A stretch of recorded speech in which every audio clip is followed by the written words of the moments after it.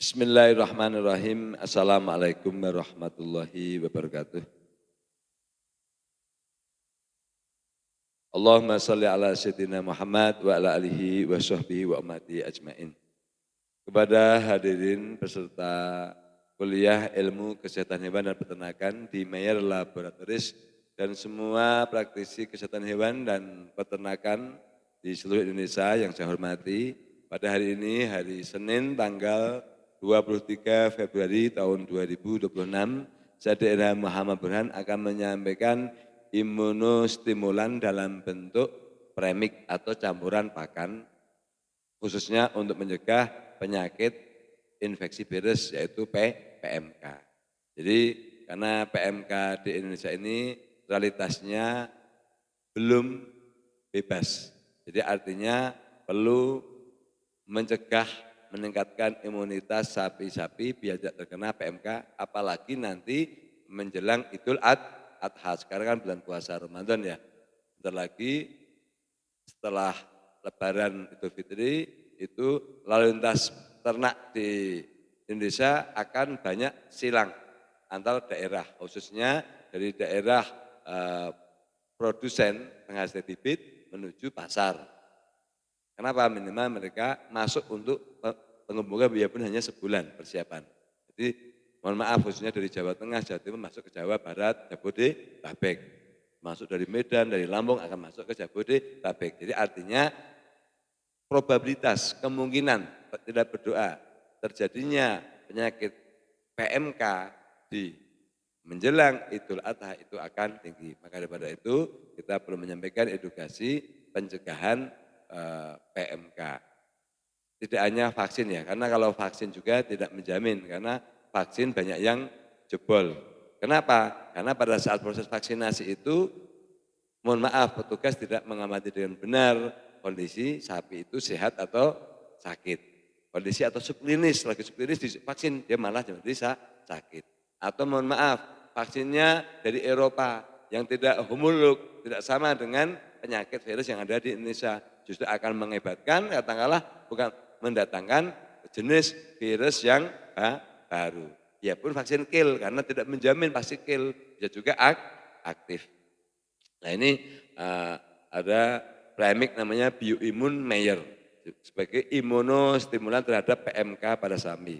Jadi untuk campuran pakan. Jadi komposisinya satu imunostimulan. Apa aja dia? Vitamin C 10.000 mg cukup besar, vitamin D3 2.000 IU, vitamin E 2.000 IU, zinc 20.000 mg, selenium 200 mg.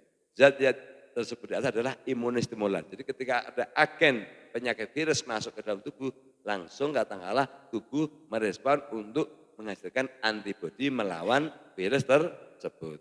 Kemudian ditambah ada adiktifnya yaitu penambah darah. Satu vitamin B12, kobal, koper, dan virus. Kenapa penting? Karena darah ini paling penting.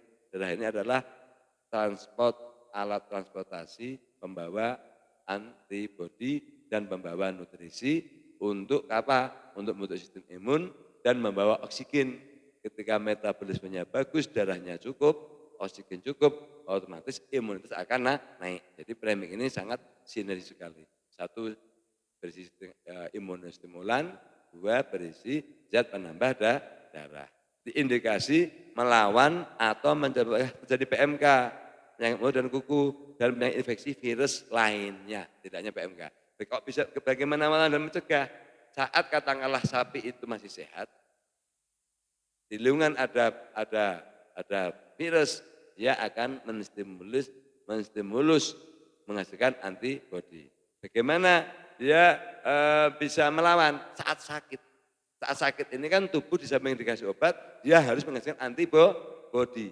Jadi ini sebabnya baik diberikan saat sakit maupun saat untuk pencegahan. Menangnya di situ. Kalau vaksin nggak bisa. Alhamdulillah saya sehat, ini enggak. Ini dan ini general terhadap agen penyakit virus apapun. Nah, ini paling pentingnya. Kemudian mekanisme kerjanya meningkatkan atau menstimulus respon imun terhadap semua agen penyakit infeksi virus dengan cara meningkatkan aktivitas sistem kekebalan tubuh untuk memproduksi antibodi ketika ada agen virus yang masuk ke dalam tubuh sapi atau hewan lainnya. Paham ya? Jadi dia langsung merespon, langsung stimulus, merangsang. Jadi dia premik ini langsung merangsang sistem kekebalan tubuh untuk menghasilkan antibodi melawan virus yang masuk ke dalam tubuh.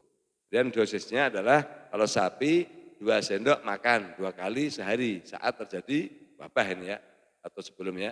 Kemudian untuk jumlah makan 4 kilo per ton pakan. Aplikasi diberikan pada sapi atau hewan lainnya yang sedang terjangkit PMK. Saat sakit ini membantu pemulihan. Karena apa? Menghasilkan antibodi, merangsang untuk memproduksi antibodi. Kemudian diberikan pada sapi yang terduga sakit PMK. Contoh sapi ini di lingkungan PMK akan terduga dia kan diberikan. Jadi biar tidak terkena PMK. Kemudian diberikan pada sapi sehat di wilayah wabah PMK. Ya enggak? Daerahnya pada wabah semuanya, sapi-sapi kita sehat, harus dikasih bioimun mayat ini sehingga dia insya Allah aman karena punya antibodi yang cukup untuk melawan PMK. Dan diberikan 2 kali sehari selama 7 sampai 14 hari. Jadi kalau pada saat sakit kena PMK itu berikan 7 sampai 14 hari. Sama untuk lagi tadi wabah tapi kayak sehat. Nah, lebih pokoknya pemberiannya ini enggak usah diberi tiap hari. Jadi hanya saat sakit PMK atau ada risiko terinfeksi PMK. Jadi saat hewan itu sakit atau di lingkungannya lagi pada sakit. Satu kandang contoh, ini pada sakit tapi dia belum sakit, kasih. Jadi dia biar melawan virus yang di lapangan. Kemudian kandang ini sehat tapi di lingkungan luar kandang pada kena PMK, kasih. Paham ya? Jadi intinya ini keunggulannya adalah bisa diberikan baik sakit maupun untuk pencegahan. Jadi insya Allah ini lebih efektif pada vaksin dan tidak punya resiko apapun.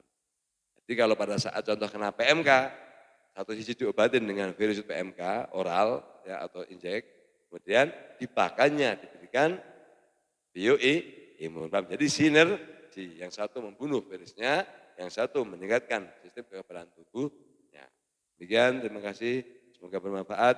Billahi taufiq, wassalamualaikum warahmatullahi wabarakatuh.